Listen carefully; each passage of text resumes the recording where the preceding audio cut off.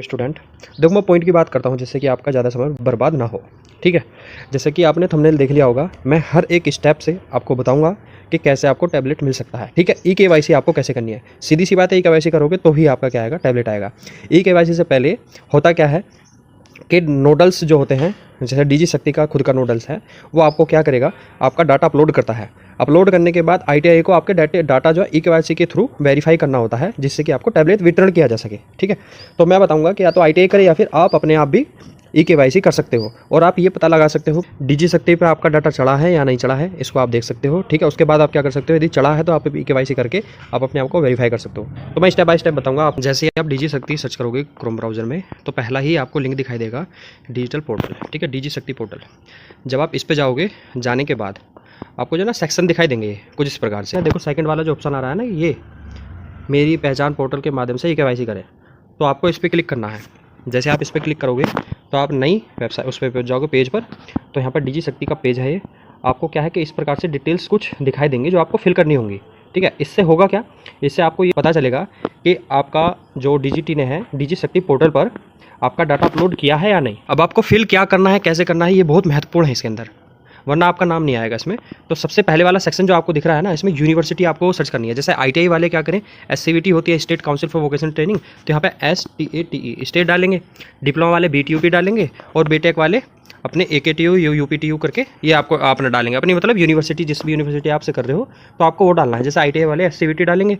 SCVT डालने के बाद आपको सेकंड वाले सेक्शन में जिस भी कॉलेज से आप जो भी कोर्स कर रहे हो, तो उस कॉलेज का नाम डालना है आपको। जैसे यहाँ पर कोई भी है, जैसे मैंने एक कॉलेज का नाम यहाँ पे डाला जो कि गाज़ियाबाद में है, खोड़ा गाज़ियाबाद में। इतना डालने के बाद अब आपको यहाँ पर आपका एनरोलमेंट नंबर डालना होगा। उसके बाद आपको यह कैप्चा फिल करना है नीचे।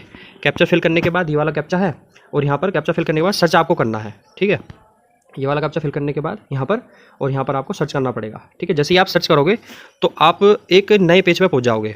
तो इस प्रकार से आपका नया पेज खुल कर आ जाएगा। ठीक है, ये सारी डिटेल्स आपने फिल करी, सर्च किया होगा, करने के बाद यहाँ पर आपकी सारी डिटेल्स आ जाएगी। आपका एनरोलमेंट नंबर, ठीक है, आपका नाम, फादर नेम वगैरह, मोबाइल नंबर सब आ जाएगा। और यहाँ पर सबसे इंपॉर्टेंट चीज़ है, यहाँ पर जो लिखा है कि वेरिफिकेशन स्टेटस, आपका ई केवाईसी जो है वो पेंडिंग है, पेंडिंग दिखा रहा है, तो ये कंप्लीट हो जाएगी। आपकी कंप्लीट होगी कैसे, आपका नीचे वाला जो सेक्शन आपको दिख रहा होगा ये वाला, तो आप जब इस पर क्लिक करोगे, ठीक है, इस पर क्लिक करने के बाद आप क्या है कि एक नई वेबसाइट पे पहुंच जाओगे। मतलब एक नया आपका क्या है, एक नया पेज खुल के आ जाएगा कुछ इस प्रकार से। ठीक है, सेम आपका ये दिखाई देगा, लेकिन यहाँ पर इंपॉर्टेंट चीज़ है कि लिखा क्या है, ये चीज़ आपको देखना है। देखो अब यहाँ पर ये लिखा है कि your data verify under process. यदि इस प्रकार से आपका लिखा आ रहा है तो आपको टेंशन लेने की जरूरत नहीं है। आपका कॉलेज ने क्या कर दिया, आपका वेरीफाई कर दिया है, वो प्रोसेस में चल रहा है। ठीक है, प्रोसेस में चलेगा तो आपका यहाँ पर क्या है, यहाँ पर डन आ जाएगा, लिखा हुआ आ जाएगा कि आपकी ई केवाईसी कंप्लीट हो चुकी है। ठीक है, यदि ऐसा नहीं होता है तो आपको आप जो है ना सीधे ही जब आप इस पर क्लिक करोगे, यहाँ पर जो लिखा हुआ आ रहा है, इस पर क्लिक करने के बाद आप इसकी वेबसाइट पर पहुँच जाओगे। कैसी वेबसाइट पर, कुछ इस प्रकार से देखो, मेरी पहचान, इस वाली वेबसाइट पर आप पहुंच जाओगे। पहुंचने के बाद आपको करना क्या होगा, क्या यूज़र आईडी पासवर्ड फिल करना होगा। और आपको करने के बाद आप क्या करना है, यहाँ पे टर्म कंडीशन को एक्सेप्ट करने के बाद आपको साइन इन करना होगा।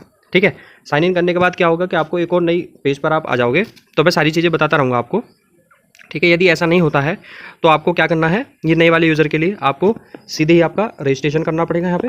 ठीक है, शुरू से साइन अप करना पड़ेगा। इसके लिए आपको अपना मोबाइल नंबर पे OTP आएगा, OTP आपको डालना पड़ेगा। OTP जैसे ही आप डालोगे, डालने के बाद आपकी टर्म ऑफ कंडीशंस या जितनी भी चीज़ें हैं आपको फिल करनी पड़ेंगी। ठीक है, यहाँ पर जितनी भी चीज़ें, जैसे कि आपका गिवन, आपका नाम क्या है, जेंडर, ठीक है, डेट ऑफ बर्थ वगैरह, आपकी पर्सनल यूज़र नेम आपको बनाना पड़ेगा। ठीक है, पासवर्ड आपको बनाना पड़ेगा। यूज़र नेम ऐसा होना चाहिए जो कि डुप्लीकेट ना हो। करने के बाद आप यहाँ पर क्या है, टर्म कंडीशंस को एक्सेप्ट करोगे।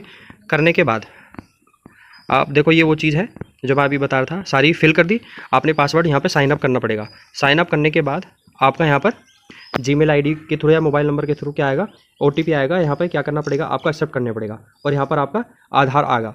जब यहाँ पर आधार आ जाएगा तो आधार ई केवाईसी के लिए आप यहाँ पर क्लिक करोगे आई पर, तो आपको आधार दिखाई देगा। यदि आपका है तो आपको क्या करना पड़ेगा, नीचे आके यहाँ पर पासवर्ड आपको यहाँ पर इसका आंसर, मतलब कि ये वाला कैप्चर यहाँ फिल करना पड़ेगा। करने के बाद वेरीफाई थ्रू ई केवाईसी आपको यहाँ पर क्लिक करना पड़ेगा। आपकी केवाईसी जब आप क्लिक करोगे तो यहाँ पर आपके मोबाइल नंबर, जो कि आधार कार्ड में मोबाइल नंबर आपका फिल होगा, उस पर क्या आएगा, OTP आएगा। आपको OTP डालकर वेरीफाई करना है। ठीक है, वेरीफाई करने के बाद आपका ऐसा लिखा मैसेज, मतलब ए successful message appear the details verify successfully. तो इस प्रकार से आपका सक्सेसफुल का मैसेज आ जाएगा। इसका मतलब कि आपका क्या हो चुका है, आपका जो ई केवाईसी है वो सक्सेसफुली कंप्लीट हो चुकी है। ठीक है, करने के बाद जब आप ये करोगे, आप बैक आ जाओगे। बैक आने के बाद आपका यहाँ पर जो पहले दिखा रहा था पेंडिंग, तो यहाँ पर क्या दिखाई देने लगा, वेरीफाइड, कुछ इस प्रकार से। और आपने वेरीफाई कब किया था, वो डेट और टाइम आपका आ जाएगा। इसका मतलब आपकी डिजिशक्ति पर, डिजिशक्ति पोर्टल पर जो आपकी ई-केवाईसी थी वो कंप्लीट हो चुकी है, इस प्रकार से आ जाएगा। यदि आपकी ई-केवाईसी कंप्लीट नहीं होती है और यदि आपकी डिटेल्स वगैरह फिल गलत हो गई, या फिर आपकी जो आधार कार्ड में डिटेल्स हैं और जो आपने डिटेल्स फिल की हैं ITI के अंदर, यदि ये मैच नहीं कर रही हैं, तो आपका क्या होगा, ये अलर्ट का मैसेज आएगा। इसका मतलब ये है कि आपकी ई-केवाईसी कंप्लीट नहीं हुई है। ठीक है, इसके लिए आपको क्या करना पड़ेगा, आपके डॉक्यूमेंट्स में आपकी जो डिटेल्स गलत है उसको सही करवानी पड़ेगी। अब अपने ITI वगैरह में जाओगे, ठीक है, या फिर आधार कार्ड में है तो आधार कार्ड सेंटर में जाकर आपकी डिटेल्स चेंज करवानी पड़ेगी। नहीं तो फिर आपकी जिस भी 10th में 12th में या फिर आपकी ITI में करेक्शन है तो आपको करेक्शन करवाना पड़ेगा। ठीक है, वरना तो इस प्रकार से आपका फेल्ड लिखा हुआ आ जाएगा। मेरी बात समझे आप? तो उसके बाद क्या करना पड़ेगा, जब आप ये सारी चीज़ें कर दोगे तो सिंपल सी बात है, आपका ये आना चाहिए। ठीक है, वेरीफाइड ये आपका आना चाहिए और ये सक्सेसफुल का मैसेज जो है ये आपका आना चाहिए। यदि ये नहीं आ रहा तो इसका मतलब आपकी डिटेल्स गलत है। ठीक है, मैंने सारा प्रोसेस आपको बता दिया है कि कैसे कैसे आपको ई-केवाईसी करनी है। ठीक, तो आप भ्रम में ना रहिए किसी के ITIs वगैरह वाले में, आप अपने रेस्पॉन्सिबल खुद बनिए। ठीक है, और एक चीज़ और है कि आपका एनरोलमेंट नंबर यदि आपको पता है तो ठीक है, आप फिल करके कर सकते हो, नहीं पता है तो मैं इसके लिए एक नई वीडियो बनाऊंगा जिससे कि आप अपना एनरोलमेंट नंबर पता करोगे। ओके।